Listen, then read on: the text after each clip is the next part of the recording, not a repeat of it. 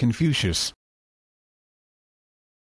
Confucius was a Chinese teacher, editor, politician, and philosopher of the spring and autumn period of Chinese history. The philosophy of Confucius emphasized personal and governmental morality, correctness of social relationships, justice and sincerity. His followers competed successfully with many other schools during the Hundred Schools of Thought era, only to be suppressed in favor of the Legalists during the Qin Dynasty. Following the victory of Han over Chu after the collapse of Qin, Confucius's thoughts received official sanction and were further developed into a system known as Confucianism. Confucius is traditionally credited with having authored or edited many of the Chinese classic texts, including all of the 5 classics, but modern scholars are cautious of attributing specific assertions to Confucius himself. Aphorisms concerning his teachings were compiled in the Analects, but only many years after his death. Confucius's principles had a basis in common Chinese tradition and belief. He championed strong family loyalty, ancestor worship, respect of elders by their children and of husbands by their wives. He also recommended family as a basis for ideal government. He espoused the well-known principle, do not do to others what you do not want done to yourself, an early version of the Golden Rule. Names. Confucius' family and personal name respectively was Kongqiu, Kongqiu. His courtesy name was Zhongni, Zhongni. Following an Old Chinese reconstruction, his family and personal name respectively may have been KK, Ong, KWK at, while his courtesy name may have been Trungsn, at RS. In Chinese, he is most often known as Kongji, Kongzi, literally Master Kong. He is also known by the honorific Kongfuzi, literally Master Kong. In the Exile system of Romanization, the honorific name is rendered as Kungfuzi. The Latinized name Confucius is derived from Kongfuzi, and was first coined by 16th-century Jesuit missionaries to China, most probably by Matteo Ricci. Within the Analects, he is often referred to simply as the Master, ZZ. In 180, Confucius was given his first posthumous name, the laudably declarable Lord Nai, Bao Chengzhuan Nai Gong. In 1530, he was declared the extremely sage departed teacher, Zisheng Xianxi.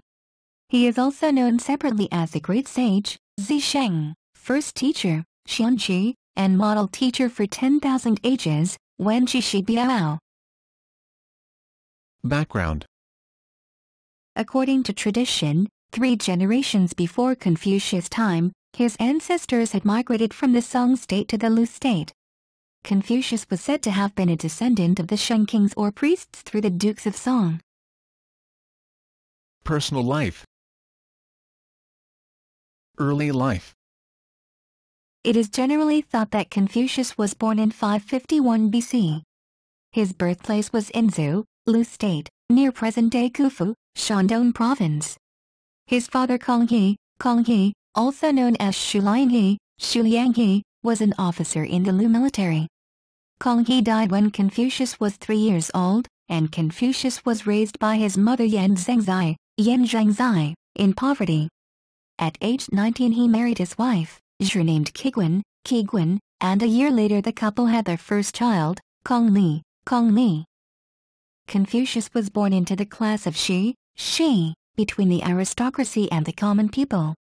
He is said to have worked as a shepherd, cowherd, clerk, and a bookkeeper. When his mother died, Confucius, aged 23, is said to have mourned for 3 years, as was the tradition. Political career. The Lu state was headed by a ruling ducal house. Under the duke were 3 aristocratic families, whose heads bore the title of Viscount and held hereditary positions in the Lu bureaucracy. The Ji family held the position minister over the masses, who was also the prime minister. The Meng family held the position minister of works. And the Shu family held the position minister of war. In the winter of 505 BC, Yang Hu, a retainer of the Ji family, rose up in rebellion and seized power from the Ji family. However, by the summer of 501 BC, the 3 hereditary families had succeeded in expelling Yang Hu from Lu. By then, Confucius had built up a considerable reputation through his teachings, while the families came to see the value of proper conduct and righteousness, so they could achieve loyalty to a legitimate government. Thus, that year, 501 BC, Confucius came to be appointed to the minor position of governor of a town. Eventually, he rose to the position of minister of crime. Confucius desired to return the authority of the state to the duke by dismantling the fortifications of the city strongholds belonging to the three families. This way, he could establish a centralized government. However, Confucius relied solely on diplomacy as he had no military authority himself. In 500 BC, Hu Fan, the governor of Hu, revolted against his lord of the Shu family. Although the Meng and Shu families unsuccessfully besieged Hu, a loyalist official rose up with the people of Hu and forced Hu Fan to flee to the Qi state. The situation may have been in favor for Confucius, as this likely made it possible for Confucius and his disciples to convince the aristocratic families to dismantle the fortifications of their cities. Eventually, after a year and a half, Confucius and his disciples succeeded in convincing the Shu family to raise the walls of Hu, the Ji family in raising the walls of Bai, and the Meng family in raising the walls of Qing. First, the Shu family led an army towards their city Hu and tore down its walls in 498 BC. Soon thereafter, Gongshan Furao, a retainer of the Ji family, revolted and took control of the forces at Bai.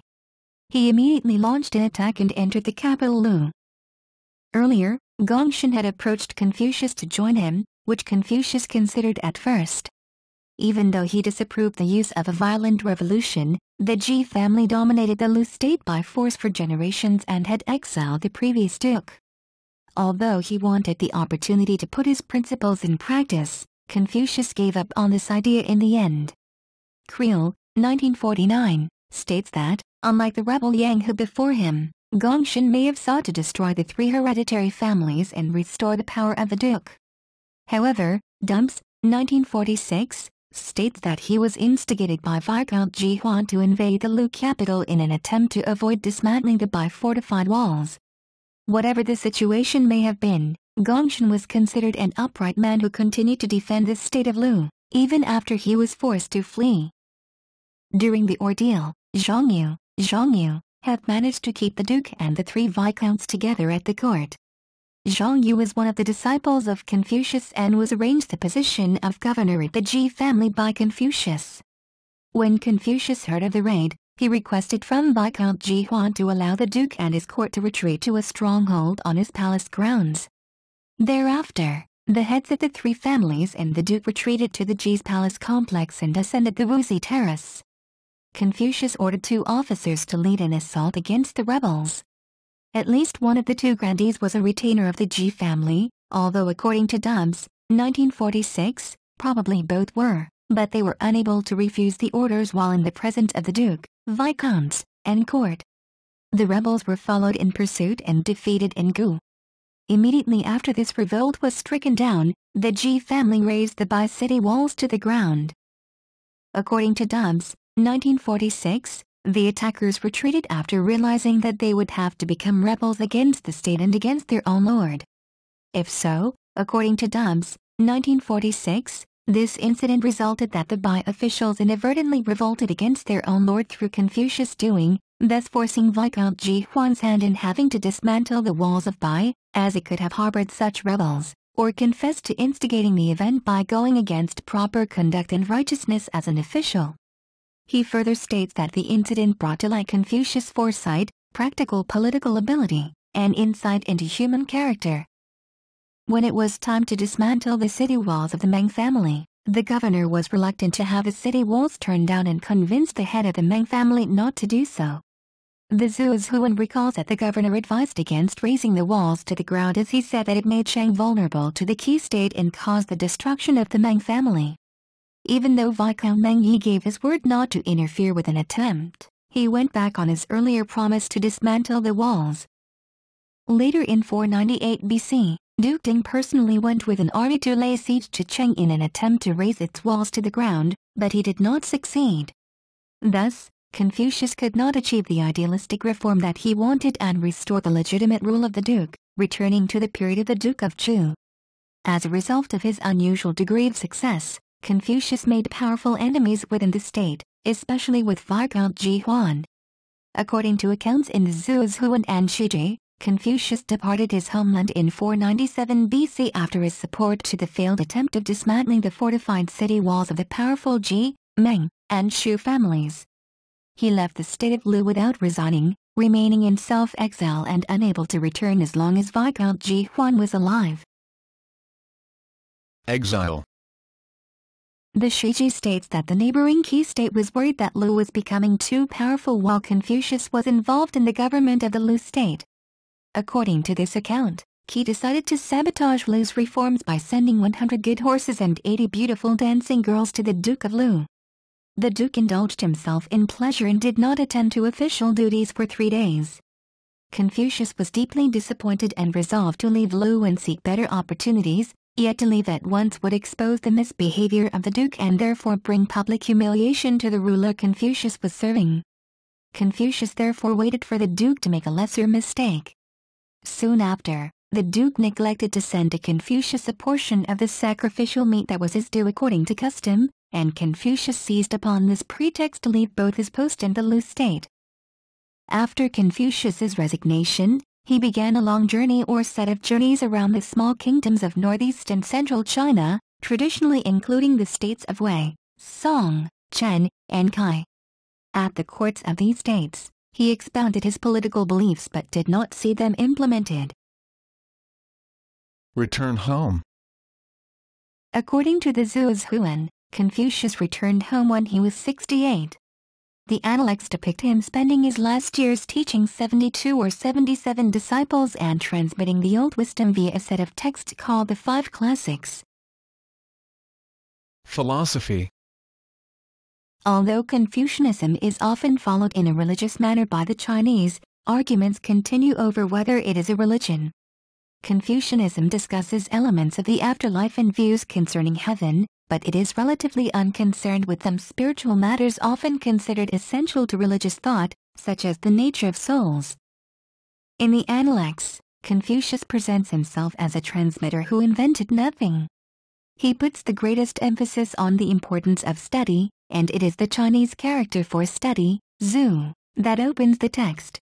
Far from trying to build a systematic or formalist theory, he wanted his disciples to master and internalize the old classics, so that their deep thought and thorough study would allow them to relate the moral problems of the present to past political events, as recorded in the annals, or the past expressions of commoners' feelings and noblemen's reflections, as in the poems of the Book of Odes. Ethics. One of the deepest teachings of Confucius may have been the superiority of personal exemplification over explicit rules of behavior. His moral teachings emphasize self-cultivation, emulation of moral exemplars, and the attainment of skilled judgment rather than knowledge of rules. Confucian ethics may be considered a type of virtue ethics. His teachings rarely rely on reasoned argument, and ethical ideals and methods are conveyed more indirectly, through allusion, innuendo, and even tautology. His teachings require examination and context in order to be understood. A good example is found in this famous anecdote. By not asking about the horses, Confucius demonstrates that the sage values human beings over property. Readers are led to reflect on whether the response would follow Confucius's and to pursue self-improvement if it would not have. Confucius, as an exemplar of human excellence, serves as the ultimate model, rather than a deity or a universally true set of abstract principles. For these reasons, according to many commentators, Confucius's teachings may be considered a Chinese example of humanism. One of his teachings was a variant of the Golden Rule, sometimes called the Silver Rule owing to its negative form.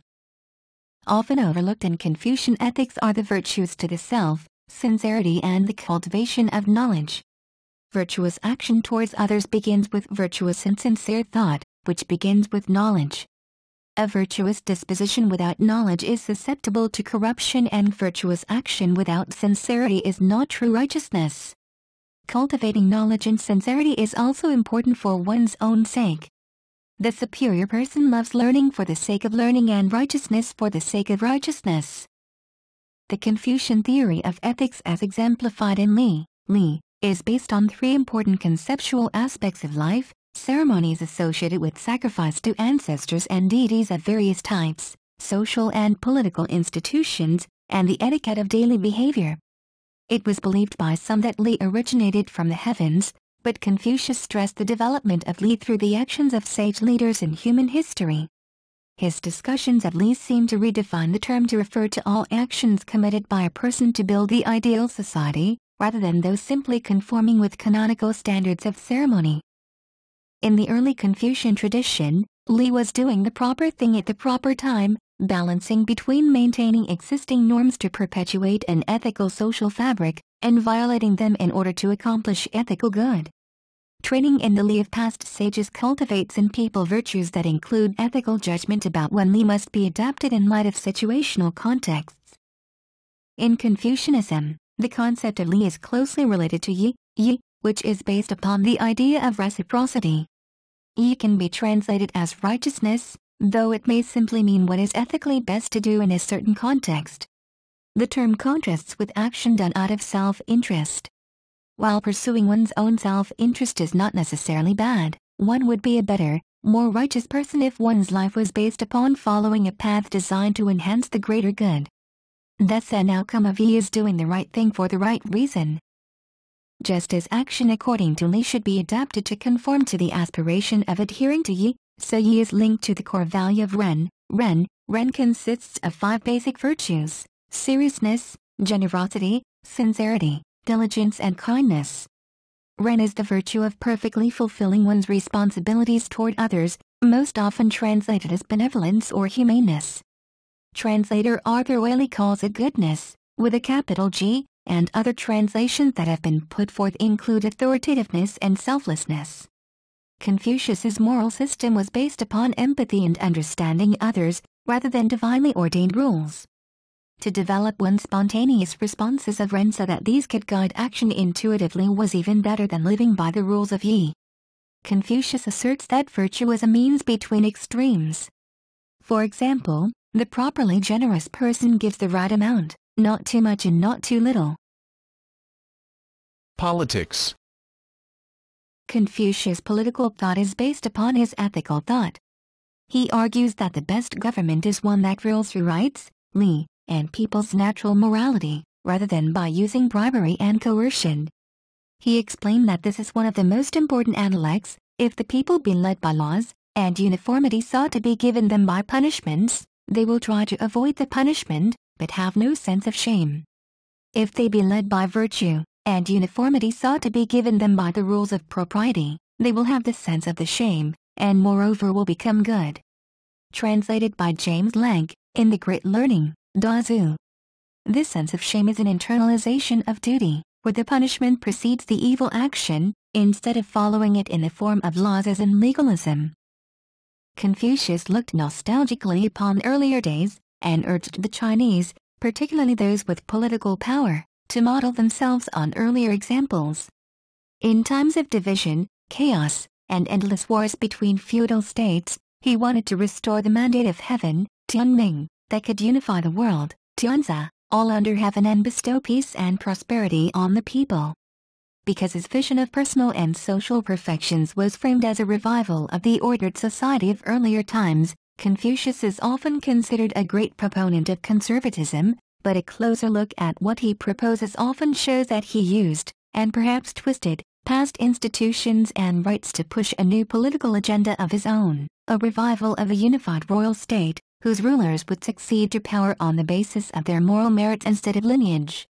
These would be rulers devoted to their people, striving for personal and social perfection, and such a ruler would spread his own virtues to the people instead of imposing proper behavior with laws and rules. While he supported the idea of government ruling by a virtuous king, his ideas contained a number of elements to limit the power of rulers. He argued for according language with truth, and honesty was of paramount importance. Even in facial expression, truth must always be represented. Confucius believed that if a ruler were to lead correctly, by action, that orders would be deemed unnecessary and that others will follow the proper actions of their ruler. In discussing the relationship between a king and his subject, or a father and his son, he underlined the need to give due respect to superiors. This demanded that the subordinates must give advice to their superiors if the superiors were considered to be taking the course of action that was wrong. Confucius believed in ruling by example. If you lead correctly, orders are unnecessary and useless. Disciples. There is not much known of Confucius' disciples, and a little over half of them had their surnames recorded in the Zhuozuan. The Analects records 22 names that are most likely Confucius' disciples, while the Mencius records 24 names, although it is quite certain that there have been many more disciples whose name were not recorded. Most of Confucius' disciples were from the Lu state, while others were from neighboring states. For example, Zigong was from the Wei state and Simon Yu was from the Song state. Confucius' favorite disciple was Yan Hui, most probably one of the most impoverished of them all. Simon Yu, in contrast to Yan Hui, was from a hereditarily noble family hailing from the Song state. Under Confucius' teachings, the disciples became well learned in the principles and methods of government. He often engaged in discussion and debate with his students and gave high importance to their studies in history, poetry, and ritual. Confucius advocated loyalty to principle rather than to individual, in which reform was to be achieved by persuasion rather than violence. Even though Confucius denounced them for their practices, the aristocracy was likely attracted to the idea of having trustworthy officials who were studied in morals, as the circumstances of the time made it desirable. In fact, the disciple Zilu even died defending his ruler in Wei. Yang Hu, who was a subordinate of the Ji family, had dominated the Lu government from 505 to 502 and even attempted a coup, which narrowly failed. As a likely consequence, it was after that that the first disciples of Confucius were appointed to government positions. Few of Confucius' disciples went on to attain official positions of some importance, some of which were arranged by Confucius. By the time Confucius was 50 years old, the Ji family had consolidated their power in the Lu state over the ruling ducal house. Even though the Ji family had practices that Confucius disagreed and disapproved, they nonetheless gave Confucius' disciples many opportunities for employment. Confucius continued to remind his disciples to stay true to their principles and renounce those who did not, while being openly critical of the Ji family.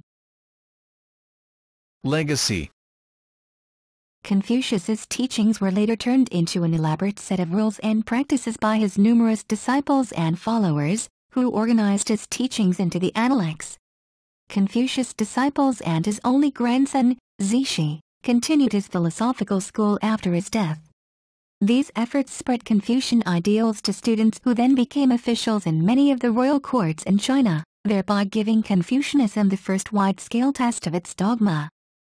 Two of Confucius's most famous later followers emphasized radically different aspects of his teachings. In the centuries after his death, Mencius, Mengzi, and Zunzi, both composed important teachings elaborating in different ways on the fundamental ideas associated with Confucius. Mencius, 4th century BC, articulated the innate goodness in human beings as a source of the ethical intuitions that guide people towards Ren, Yi, and Li, while Zunzi, 3rd century BC, underscored the realistic and materialistic aspects of Confucian thought, stressing that morality was inculcated in society through tradition and in individuals through training. In time, their writings, together with the Analects and other core texts, came to constitute the philosophical corpus of Confucianism. This realignment in Confucian thought was parallel to the development of legalism, which saw filial piety as self-interest and not a useful tool for a ruler to create an effective state. A disagreement between these two political philosophies came to a head in 223 BC when the Qin state conquered all of China. Li Su, prime minister of the Qin Dynasty, convinced Qin Shi Huang to abandon the Confucians' recommendation of awarding fiefs akin to the Zhou dynasty before them, which he saw as counter to the legalist idea of centralizing the state around the ruler.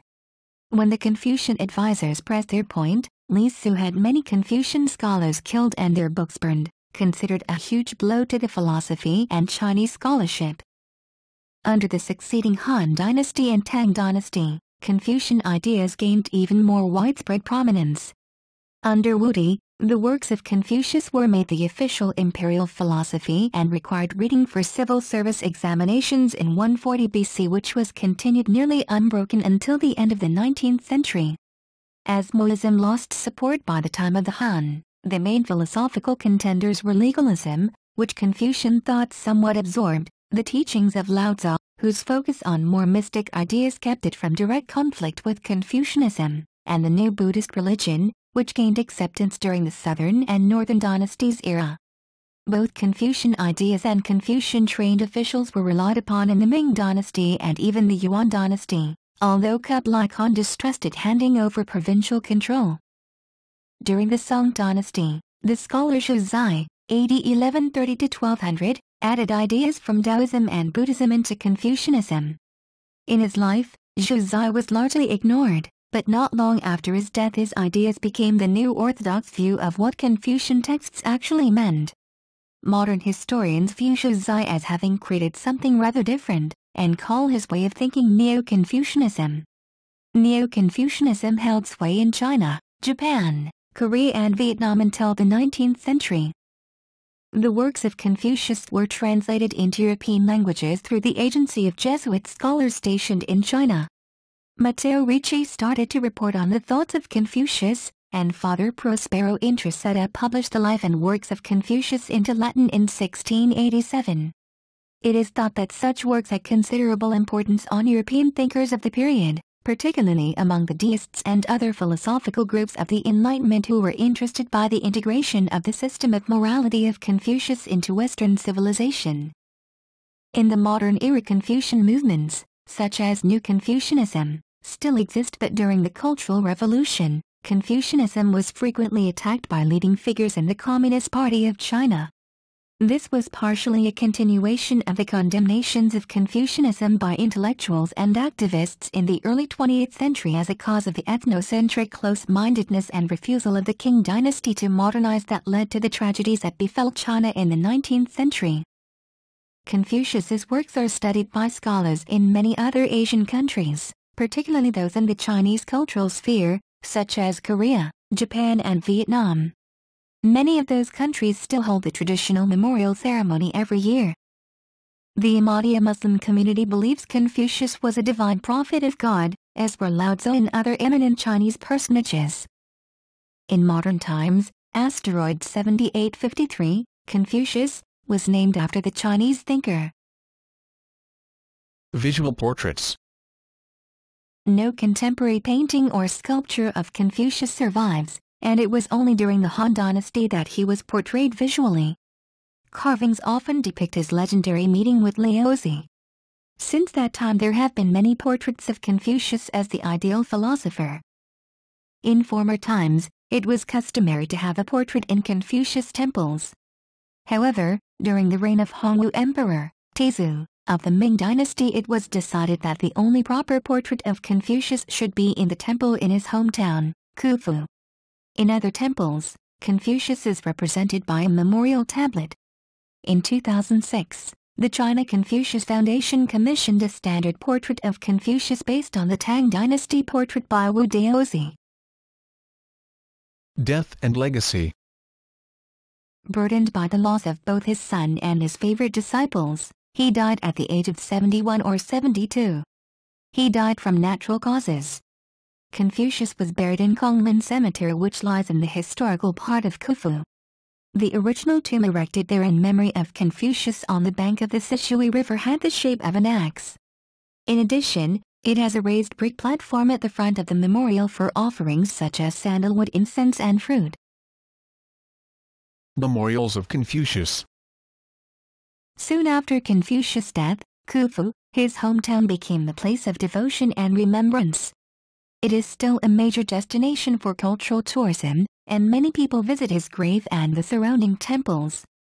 In Pan-China cultures, there are many temples where representations of the Buddha, Laozi and Confucius are found together. There are also many temples dedicated to him, which have been used for Confucianist ceremonies. The Chinese have a tradition of holding spectacular memorial ceremonies of Confucius, Jikong, every year, using ceremonies that supposedly derived from Zhu Li, as recorded by Confucius, on the date of Confucius' birth. This tradition was interrupted for several decades in mainland China, where the official stance of the Communist Party and the state was that Confucius and Confucianism represented reactionary feudalist beliefs which held that the subservience of the people to the aristocracy is a part of the natural order. All such ceremonies and rites were therefore banned. Only after the 1990s did the ceremony resume. As it is now considered a veneration of Chinese history and tradition, even Communist Party members may be found in attendance. In Taiwan, where the Nationalist Party, Kuomintang, strongly promoted Confucian beliefs in ethics and behavior, the tradition of the memorial ceremony of Confucius, Jikong, is supported by the government and has continued without interruption. While not a national holiday, it does appear on all printed calendars, much as Father's Day does in the West. Descendants. Confucius' descendants were repeatedly identified and honored by successive imperial governments with titles of nobility and official posts. They were honored with the rank of a marquis 35 times since Gyeozu of the Han Dynasty, and they were promoted to the rank of duke 42 times from the Tang Dynasty to the Qin Dynasty. Emperor Xuanzong of Tang first bestowed the title of Duke Wenzuan on Kong Suizi of the 35th generation.